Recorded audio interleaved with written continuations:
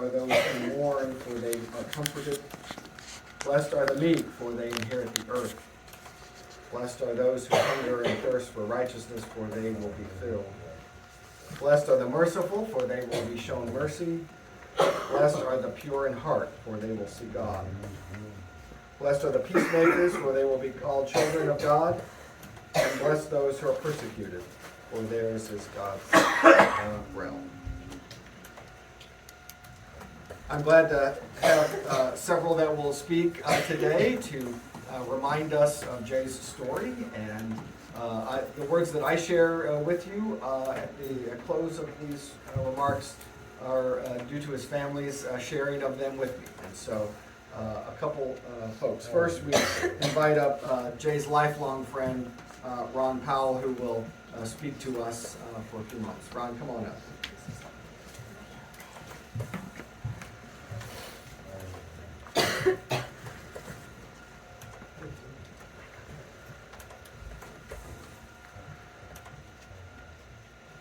I met Jay in 9th grade at Cahokia High School. We were on the chess team together. He was one of the better players, much better than me, and that was just one aspect of our relationship. It touched me in many, many ways. Jay's family grew up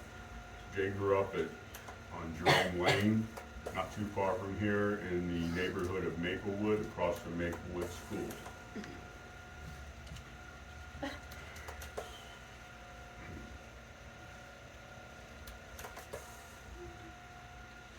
In high school, Jay played the drums. If you had the opportunity, you'll see a couple of pictures there. It looks like he's got a snare drum and he's pretty young, but then there's also one where he is in a band player's uniform. Jay and I were also connected in that he served his country in the Navy. I served in the Army.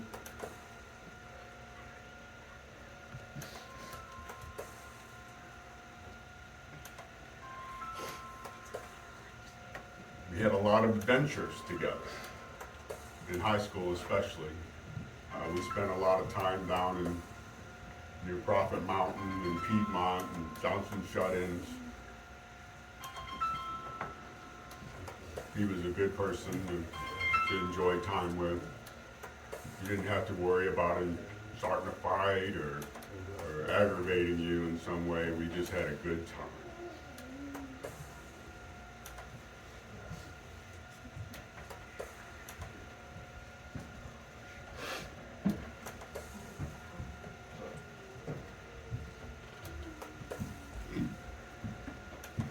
Jay and I used to work together a lot, so you can check another box in your livelihoods. He had a gift. He could figure things out. He was usually a couple of steps ahead of me. One time we did a water line with his dad, and that was enjoyable, if you can imagine that, but working together as a team is always a good thing to do.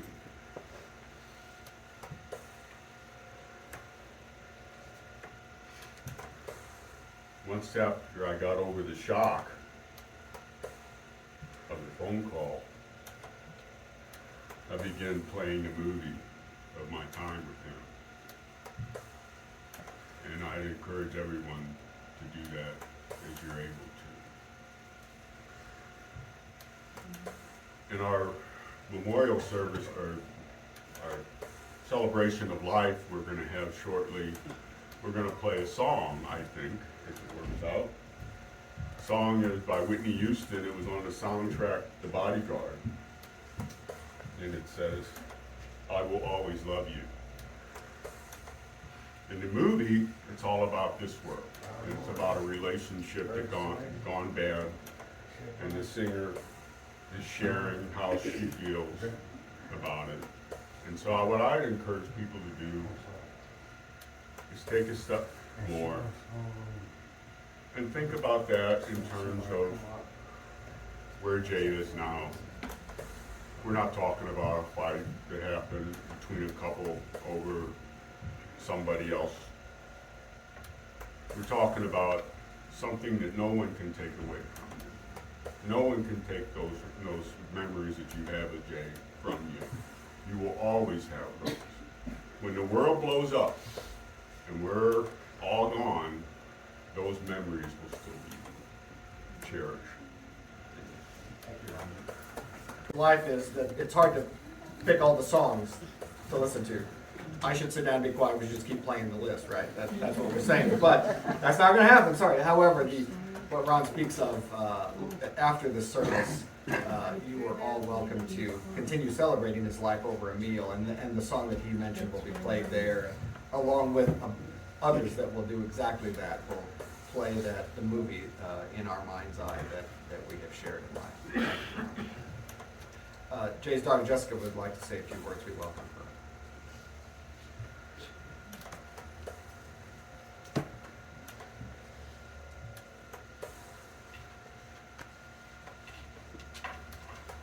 I had to write my note. I'm not going to make it through this without crying, I hope. I'm Jessica, I'm Jay's oldest daughter. What can I say about my dad? He was intelligent, he was funny, he was caring, and as stubborn as can be. He could be the sweetest person you've ever met and drive you absolutely crazy, all in just 5 minutes. One of my first memories with my dad is playing duck hunt with him. I was probably 4 or 5 years old. I used to love shooting the ducks, and we had a lot of fun. He always had several projects going on, from working on cars and houses to building things and everything in between. He was always willing to help everyone he could, even if he was grumbling about it the whole time. Music was a huge part of his life, as you guys have already witnessed. You could often find him playing his drums, along with his favorite musicians, such as Eric Clapton, Led Zeppelin, Leonard Skinner, George Thorogood, Pearl Jam, and many more. He chose Page for my middle name after Jimmy Page of Led Zeppelin, which I have always felt honored to have. My dad loved his work and he was always proud of it. I remember that he would draw out designs of what he was doing at work, and he would always try to explain it to me. I never understood it, of course, but he loved talking about it, so I always listened to him. My most recent memory is watching him and Malik, my son, play with Malik's trucks. Malik has a crane truck named Tall, and my dad was so excited because he had never seen a toy crane truck before. They both had so much fun loading and unloading stuff on the hook and raising and lowering the crane arm in the sky. I didn't know who was having more fun, Malik or my dad. Nobody's perfect, my dad included, but he always showed up when it mattered most, and for that he will always be remembered, and we love him.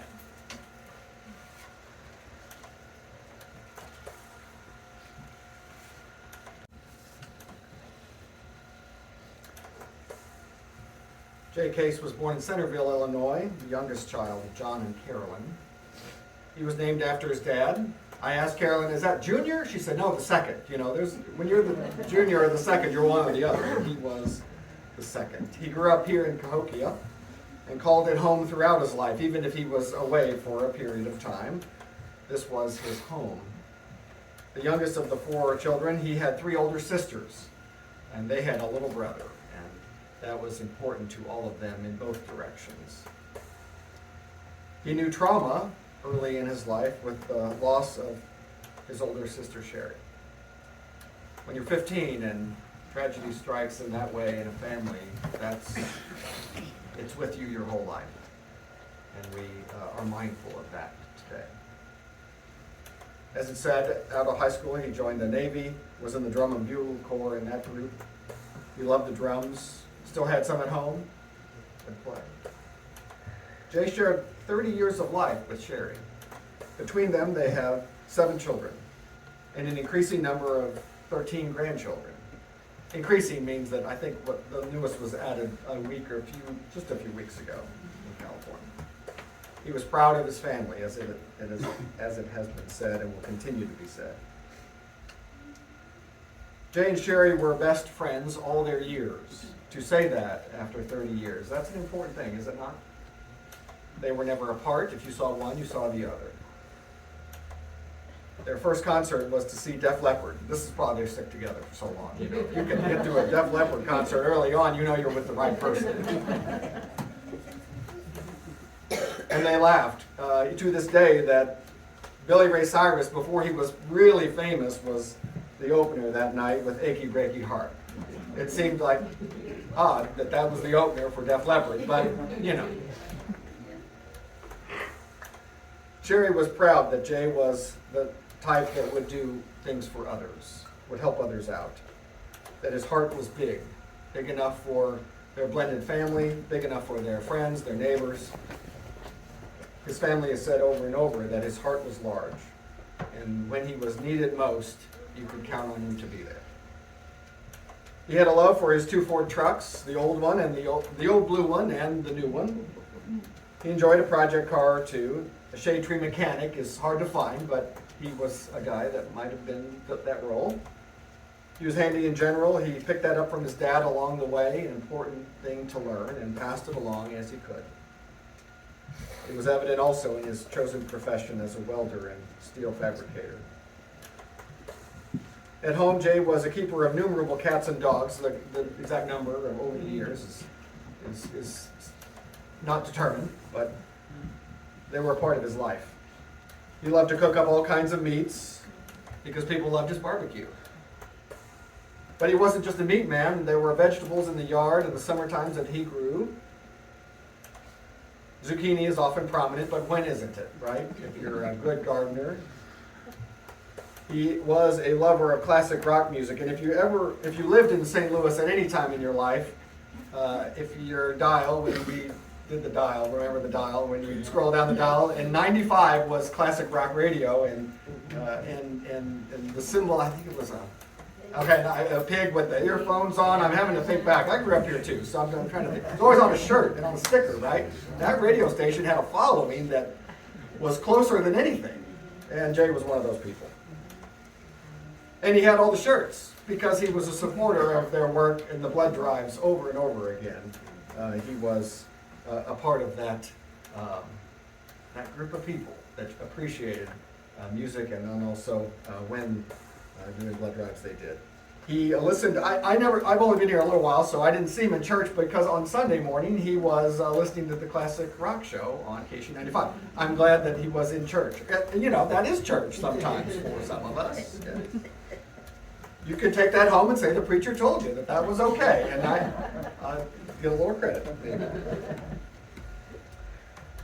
Jay had a silly side as well. His daughter Kayla was working a mile down the road from his house, and she said instead of driving his truck down to see her, he drove the tractor, which was rather amusing to her friends and those that he worked with.